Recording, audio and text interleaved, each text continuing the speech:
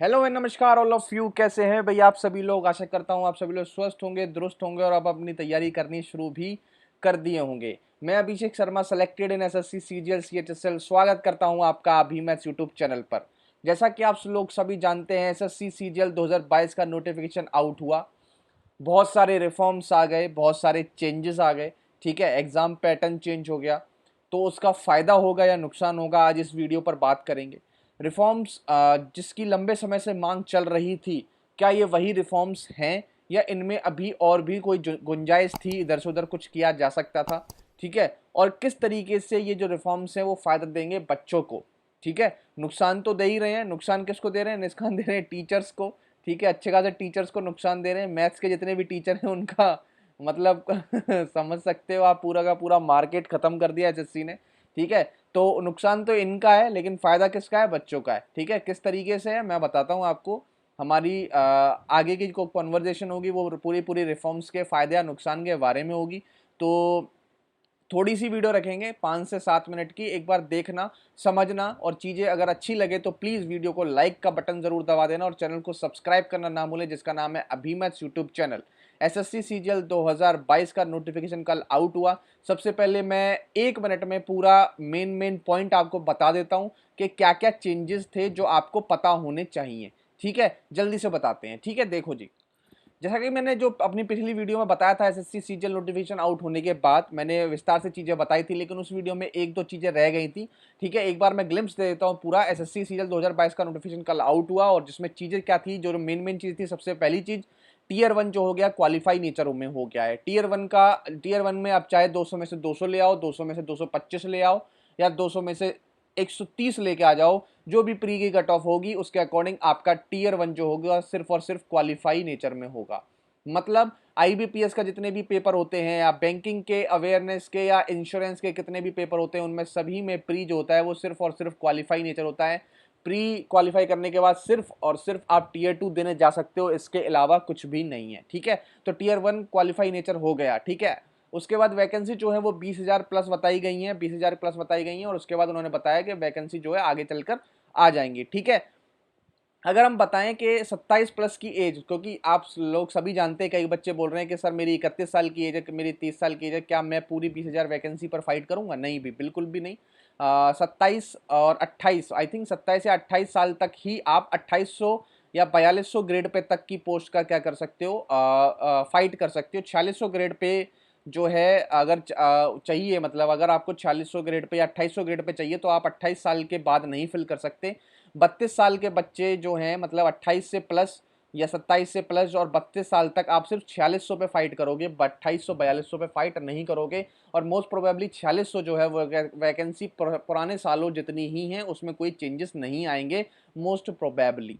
अगला तीसरा पॉइंट है, टीयर 2 जो है वो क्वाइट इजी हो गया है for those who are average in all section. मतलब जिनको मैथ से हुआ था, ठीक है, उनके लिए क्वाइट इजी हो गया है। उनको जिनकी जीएस अच्छी थी उनके लिए थोड़ा सा बहुत ही मजा आ गया उनको। ठीक है, क्या हो गया है, पेपर 1 के सेशन 1 में या सेक्शन 1 में अगर मैं बोलूं, तो सेक्शन 1 में आपकी मैथ और रीजनिंग दोनों आएंगे। 30 और 30 क्वेश्चन मैथ्स के, 30 रीजनिंग के, 60 क्वेश्चन होंगे। 1 घंटे का समय होगा, मतलब 60 मिनट का समय होगा, 60 क्वेश्चन होंगे। और मैथ को भी एक क्वेश्चन 3 नंबर का होगा, रीजनिंग का भी एक क्वेश्चन 3 नंबर का होगा, और यह 60 क्वेश्चन 180 मार्क्स के यहाँ से आ जाएंगे। दूसरे सेक्शन में इंग्लिश और जीके के पेपर होंगे। 45 क्वेश्चन इंग्लिश के होंगे, जीके के 25 क्वेश्चन होंगे, 60 मिनट मिलेंगे यहाँ पर भी आपको। ठीक है, विंडो ओपन होगी जिसमें से मैथ्स और रीजनिंग के क्वेश्चन मिलेंगे आपको। 60 मिनट के बाद वो विंडो खत्म हो जाएगी और जितने भी क्वेश्चन आपने किए होंगे ऑटो क्या हो जाएंगे, सबमिट हो जाएंगे। उसके बाद दूसरी विंडो खुल जाएगी 60 मिनट के लिए इंग्लिश और जीके में, फिर ऑटो सबमिट हो जाएगा। ठीक है, उसके बाद तीसरी विंडो मिलेगी कंप्यूटर नॉलेज। कंप्यूटर नॉलेज जो है वो क्वालिफाई नेचर में है। ठीक है, क्वालिफाई नेचर में है, और ये उन बच्चों के लिए जो सीपीटी देते थे ना अब तक जो भी बच्चे सीपीटी देते थे, सीपीटी भी खत्म कर दिया गया। उन बच्चों के लिए अब सीपीटी हटा के कंप्यूटर नॉलेज के 20 क्वेश्चन रख दिए गए हैं, सिंपल से। ठीक है, जो बेसिक का कंप्यूटर नॉलेज होता है उसके लिए, जो आप सभी लोग जानते हैं एएसओ वगैरह, एक्साइज इंस्पेक्टर वगैरह, इनकम टैक्स इंस्पेक्टर वगैरह, उन लोगों के लिए कंप्यूटर नॉलेज मैंडेटरी है कि आपको क्वालिफाई होना होगा। ठीक है, अगर आप फेल हो जाते हैं तो भी आप कंसिडर होंगे टीए की पोस्ट के लिए, ऑडिटर तक की पोस्ट के लिए आप तब भी कंसिडर होंगे। ठीक है, कोई दिक्कत नहीं है। उसी में सेक्शन 2 में आपकी टाइपिंग भी हो जाएगी, उसी में 15 मिनट की। जिस दिन मेंस होगा ना, उसी दिन ये सारे काम हो जाने हैं आपके। उसके बाद पेपर 2 पेपर 3 आप जानते ही हो, स्टैट और एएओ के हो जाएंगे, ठीक है। उसके बाद पीएएसए की वैकेंसी इसमें ऐड हो गई है सीजीएल 2022 में, ठीक है। सीनियर टैक्स असिस्टेंट की जो वैकेंसी बताई जा रही थी आरटीआई में भी आप रिप्लाई आ रहे थे, वो इंक्लूड नहीं हुई है, उनका कोई भी नहीं आया है, क्योंकि अगर आना होता तो आपका कहीं पर उसमें मेंशन होता सीनियर टैक्स असिस्टेंट जैसी कोई पोस्ट, ऐसी कोई पोस्ट मेंशन नहीं है, तो ऐसा कुछ नहीं होने वाला, ठीक है। फाइनल मेरिट लिस्ट जो बनेगी वो सिर्फ और सिर्फ टीयर 2 के मार्क्स से बनेगी, ये बात ध्यान रखना, टीयर 2 के मार्क्स से बनेगी। तो tier 2 is most important expect today's SSC CGL examination, ठीक है। उसके बाद टीयर 3 जो है वो स्क्रैप कर दिया गया है, पूरी तरीके से हटा दिया गया है, कोई भी लक बेस नहीं था, क्योंकि बहुत सारी दिक्कतें क्या हो रही थी, किसी भी बच्चे को 70 भी मिल रहे थे, किसी भी बच्चे को 35 भी मिल रहे थे, किसी को 40 ही मिल रहे थे, तो जो बच्चे आगे होने के बावजूद भी पीछे हो जाते थे 40 नंबर मिलके, तो पूरा का पूरा लक फैक्टर चल रहा था, अब सारा का सारा खत्म। इससे आपका टाइम भी बचेगा, ठीक है, एसएससी का भी टाइम बचेगा, हमारा भी टाइम बचेगा, और लक बेस भी खत्म हो जाएगा, ठीक है। फाइनल डीवी जो होगा वो एसएससी कंडक्ट नहीं कराएगी, एसएससी को बहुत दिन लगते थे, एक एक महीना लगा देती थी एसएससी डीवी कंडक्ट कराने में, ठीक है, एक एक से 1.5 महीने डीवी कंडक्ट कराने में एसएससी टाइम लगा दी थी। अब एसएससी कोई भी डीवी कंडक्ट नहीं कराएगी, कंडक्ट डायरेक्ट आपका रिजल्ट आएगा और डायरेक्ट आपका डिपार्टमेंट कंडक्ट कराएगा। ये वाला सिनेरियो भी आपसे बैंकिंग से लिया गया है या इंश्योरेंस एग्जाम से लिया गया है। आप सभी लोग जानते हैं आईबीपीएस जो होता है, आईबीपीएस कभी भी डीवी नहीं कराता, पेपर कराता है, पेपर करा के फाइनल लिस्ट जारी कर देता है, उसके बाद जो बैंक आपको रिस्पेक्टिव जो बैंक अलॉट होता है उस बैंक में आपको जाके डीवी करानी होती है। सेम टू सेम ऐसा इसमें भी रिफॉर्म हो गया है, ठीक है। अगर आप डीवी में फेल हो जाते हैं, अगर डीवी में फेल हो जाते हैं तो उसके बाद आपको कोई भी पोस्ट नहीं मिलेगी, ये ध्यान रखना, ठीक है। तो डीवी में उसी में जाएं, उसी पोस्ट को भरें जिसमें आपको पता है कि हम श्योर हैं हम कहीं पर भी फेल नहीं होने वाले, ठीक है। पोस्ट प्रेफरेंस जो है वो आपको टीयर 2 के बाद मांग ली जाएगी, मतलब ये मोस्ट प्रोबेबली ऑनलाइन आपसे ले ली जाएगी। अब आपको एसएससी के ऑफिस जाने की कोई ज़रूरत नहीं है, वेबसाइट पर जाओ, ऑनलाइन सबमिट कर देना, ये मोस्ट प्रोबेबली यही होने वाला है, इससे ज़्यादा और कुछ नहीं होने वाला, ठीक है। ये 10 पॉइंट थे जो मेनली आपको पता होने चाहिए थे, और मैंने जल्दी से इनको बता दिया। इनमें अभी भी कोई डाउट है तो मुझे नहीं लगता कोई डाउट है, ठीक है। मैंने पिछली वीडियो में बहुत अच्छी तरह बताई, इस वीडियो में मैंने बहुत अच्छी तरीके आपसे आपको बता दिया, जानकारी दे दी गई है, ठीक है। और जब बात जो है वो एसएससी की हो रही हो तो टेक्स्ट बुक को कैसे भूल जाओगे भाई, ठीक है। और अब बहुत ज़्यादा रोल आ गया है टेक्स्ट बुक का, ठीक है, बहुत ज़्यादा रोल आ गया है टेक्स्ट बुक का।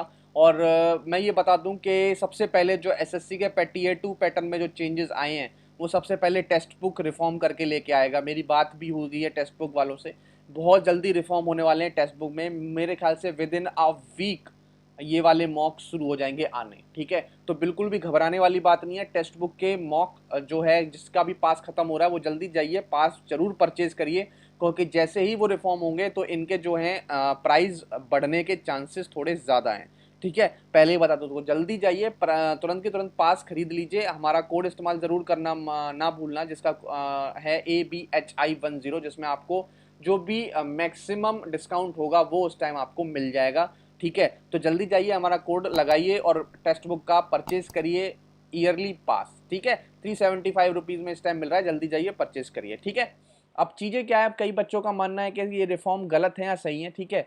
अगर मैं बोलूँ तो ये जो जितने भी रिफॉर्म्स आए हैं, ये रिफॉर्म्स जो हैं वो बहुत ज़्यादा सही हैं, बहुत ज़्यादा सही हैं, ठीक है।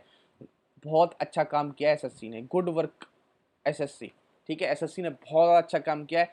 पहली चीज़, सबसे पहली सबसे बड़ी चीज़, टाइम बाउंड हो जाएगा अब ये सारा काम, ठीक है, टाइम बाउंड, और मुझे लग रहा है मैक्सिमम 8 to 10 मंथ्स में फाइनल रिजल्ट आएगा आपका, फाइनल रिजल्ट 8 to 10 मंथ्स, ठीक है।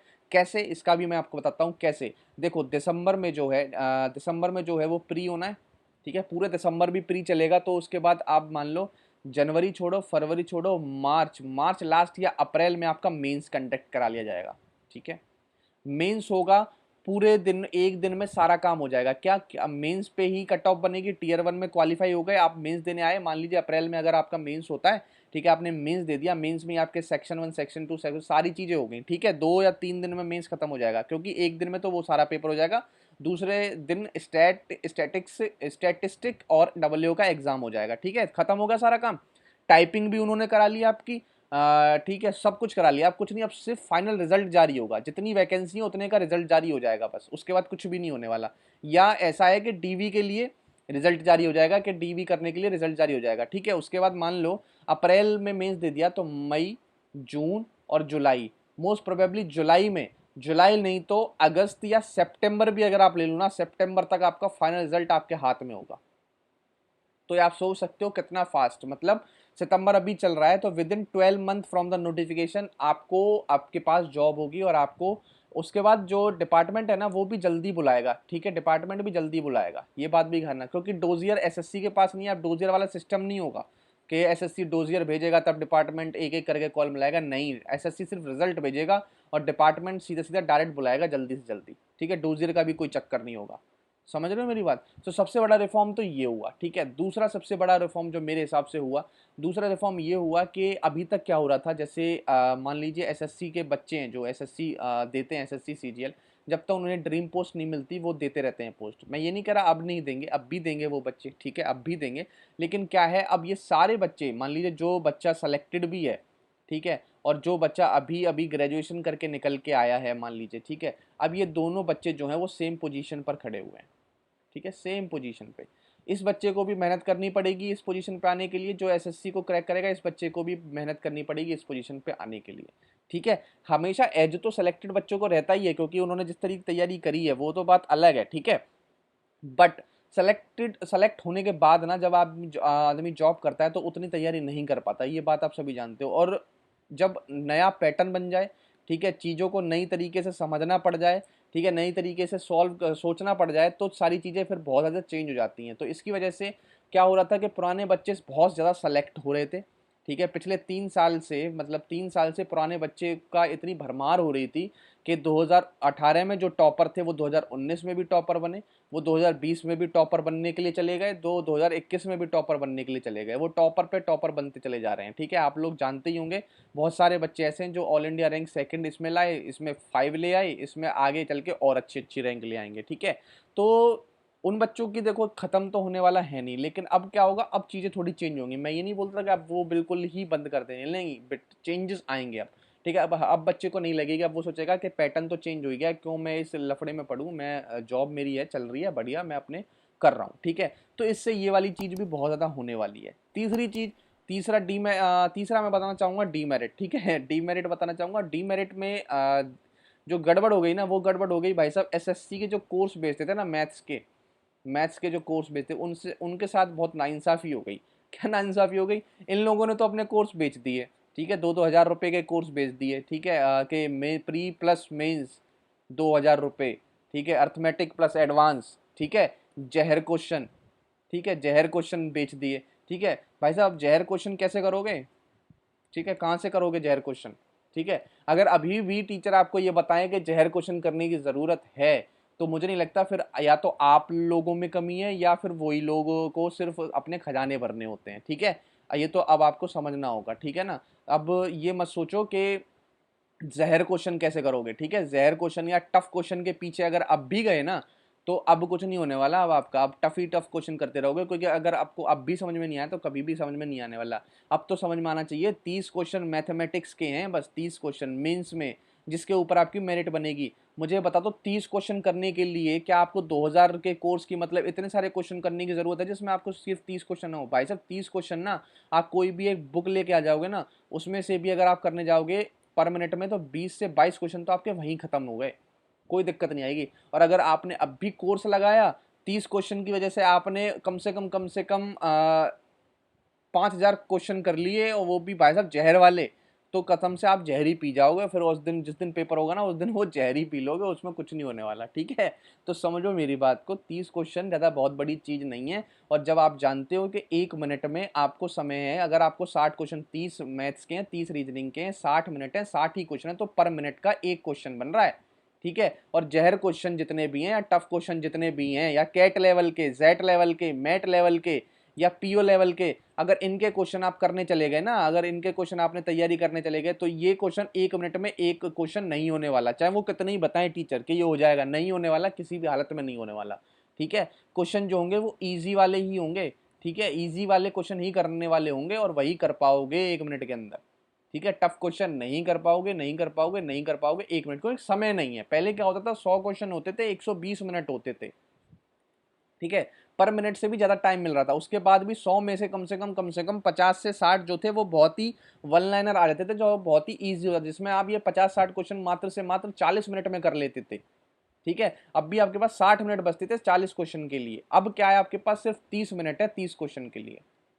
तो यहां से जहर क्वेश्चन कैसे निकालोगे? अरे भाई साहब, अगर आपको अभी भी लगता है या टीचर को अभी भी लगता है कि टफ क्वेश्चन हम कराएंगे और जहर क्वेश्चन हम अभी भी निकलवाएंगे 1 मिनट में, तो फिर भाई उनकी बहुत ज़्यादा मतलब हेड्स ऑफ है उनके लिए। और जो बच्चे सोच रहे हैं कि नहीं हो जाएगा, तो उनके लिए बहुत हेड्स ऑफ है। ठीक है, लेकिन अब पता है टीचर जो है ये क्या स्ट्रेटेजी अपनाएंगे? ये स्ट्रेटेजी ऐसे अपनाएंगे कि मैथ और रीजनिंग आ रही है ना, ये हर मैथ्स का टीचर जो है वो एक रीजनिंग के टीचर को लेके साथ चलेगा। ठीक है, और ये बोलेंगे कि ये दोनों हम कराएंगे और 2000 रुपये लगेंगे। ठीक है, लेकिन आप सभी लोग जानते हो, ठीक है मेरी बात समझो, सभी लोग जानते हो कि रीजनिंग कितनी भी कोई टीचर पढ़ा ले, ठीक है, खुद से करनी पड़ेगी। ठीक है, और खुद से क्वेश्चन के ढूंढने पड़ेंगे। और आप सभी लोग जानते हैं कि टीसीएस के क्वेश्चन जो हैं वो रीजनिंग अच्छे खासे आते हैं, और आजकल की जितनी भी पुरानी बुक है ना, उनमें वो मजा वाली बात है ही नहीं। ठीक है, और कोई जो टीचर होंगे वो जीएस के टीचरों की, मतलब जीएस के टीचरों की संख्या इतनी तेजी से बढ़ने वाली है ना एसएससी की मार्केट में।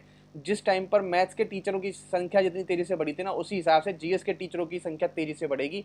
मैं आगे आपके हिसाब से वीडियो लेके भी आऊँगा कि कोर्स कितने इंपॉर्टेंट हैं इस टाइम। ठीक है, और कोर्स लेना है कि नहीं लेना है। ठीक है, मैं ज़रूर बताऊँगा आपको, और मैं एकदम सच्चाई बताऊँगा, एकदम फैक्ट बताता हूँ और फैक्ट ही बताऊँगा। जीएस के टीचर इतने बढ़ने वाले हैं मार्केट में, बहुत ज़्यादा जीएस के टीचर आ जाएंगे, लेकिन आपको किसी पर विश्वास नहीं करना। और अगर आपने विश्वास कर लिया, क्योंकि इनको भी नहीं पता जीएस के टीचरों को आएगा क्या, पहले बता दूं मैं। ठीक है, अगर इन्हें पता होता तो प्री में बच्चों के नंबर जो है ना जीएस में, वो 25-30 आने शुरू हो गए होते। क्योंकि आप सभी लोग जानते हो जिस तरीके से जीएस जो है टीसीएस देता है ना, उसमें बच्चा इनके टीचर के, जो ये टीचर पढ़ाते हैं, इनके हिसाब से 25-30 स्कोर नहीं कर पाएगा कभी भी। ठीक है, इसलिए आगे की जितनी भी है इनके लिए एक सेपरेट वीडियो जरूर रखूंगा। एक अगली वीडियो में इन्हीं के बारे में बात करेंगे कि आपको कौन सा लेना चाहिए नहीं लेना चाहिए। लेकिन ये बहुत बड़ा डीमेरिट आ गया एसएससी की कोचिंग के अंदर, ये बात आप गांठ बांध लो। जो कोचिंग आपकी मैथ्स की इतनी बड़ी बड़ी कोचिंग होती थी ना, उनके लिए भाई साहब बहुत बड़ा सेटबैक है, ये बात ध्यान रखना। ठीक है ना। और क्या रिफॉर्म हो सकते हैं, अगर मैं आपको बताऊं कि ये रिफॉर्म कहाँ से आए। अगर मैं आपको बताऊं 2019 में all India rank 1 AIR 1 Srinivas Teja, ठीक है, इन्होंने एक इंटरव्यू में बताया था कि ये रिफॉर्म आने चाहिए। और आप यकीन मानो 100% जो है यहीं से चीज़ें आ गई हैं पूरी की पूरी। इन्होंने बताया कि टीयर 1 जो होना चाहिए वो क्वालिफाई इन नेचर होना चाहिए। क्यों क्वालिफाई रीजन होना चाहिए? इनका रीज़न ये था कि नॉर्मलाइज होता है टीयर 1 का स्कोर जो है, बहुत सारी शिफ्ट में होता है, नॉर्मलाइज करना पड़ता है, जिसकी वजह से किसी बच्चे के 30 से 40 नंबर बढ़ जाते हैं और किसी के बच्चे के 20 से 22 नंबर बढ़ जाते हैं। ठीक है, जिसकी मैथ्स टफ, और सिर्फ मैथ्स की वजह से, जिसकी मैथ्स टफ आ गई उसके 40 नंबर बढ़ रहे हैं, जिसकी मैथ्स आसान आ गई उसके 20 नंबर बढ़ रहे हैं, जिसकी मैथ्स बहुत ज़्यादा आसान हो गई उसकी सिर्फ 10 नंबर बढ़ रहे हैं, जिससे वजह से गैप बहुत बढ़ जाता था, जो बच्चा मेंस में भी कवर नहीं कर पाता था, तो उसके लिए बहुत दिक्कत होती थी। इसलिए उसको क्वालिफाई नेचर में करो। ठीक है, दूसरा उनका ये था कि टीयर 2 में भी रीजनिंग को लेके आओ, जीएस को लेके आओ। क्योंकि सबसे पहले जीएस का उनका ये रीज़न था कि यूपीएससी लेवल में, मतलब यूपीएससी लेवल में ग्रुप ए के ऑफिसर में जब इतना जीएस का रोल होता है, तो एसएससी ग्रुप बी के जो भर्ती कराता है उसमें जीएस का रोल क्यों नहीं है। ठीक है, सबसे बड़ा और बहुत ही बढ़िया रीज़न थे उनके। ठीक है, तो मुझे लग रहा है एसएससी ने उनकी बात सुनी और कंप्लीटली पूरा रिफॉर्म कर दिया। और उन्होंने ये भी बोला था कि एक दिन में ख़त्म करो। ठीक है, टाइपिंग वाइपिंग जो भी कराना है टीयर 3 खत्म करो और एक दिन में पूरा पेपर कराओ। ये सारी चीज़ें उन्होंने बताई थी एक इंटरव्यू में। तो मेरे ख्याल से एसएससी में किसी ने उस चीज़ को सुना या नहीं सुना, लेकिन रिफॉर्म उसी तरीके से हुए। तो hats off to Srinivas Teja. ये ऑल इंडिया रैंक 1 ऐसे ही नहीं बोलते इनको, ये हैं ऐसी पर्सनैलिटी। ठीक है, तो चलिए मेरे ख्याल से आज की वीडियो में इतना ही करते हैं, जल्दी ही मिलते हैं आपसे। ठीक है, स्ट्रेटेजी के बारे में वीडियो लेके आते हैं कि क्या स्ट्रेटेजी होनी चाहिए, क्या आपका टाइम टेबल होना चाहिए, ये भी बताएंगे आपको। ठीक है, तो बस जुड़ जाइए मेरे साथ। मेरा नाम है Abhishek Sharma, selected as auditor in CGDA, and मिलते हैं आपसे अगली वीडियो में। तब तक के लिए thank you, have a nice day and जय हिंद।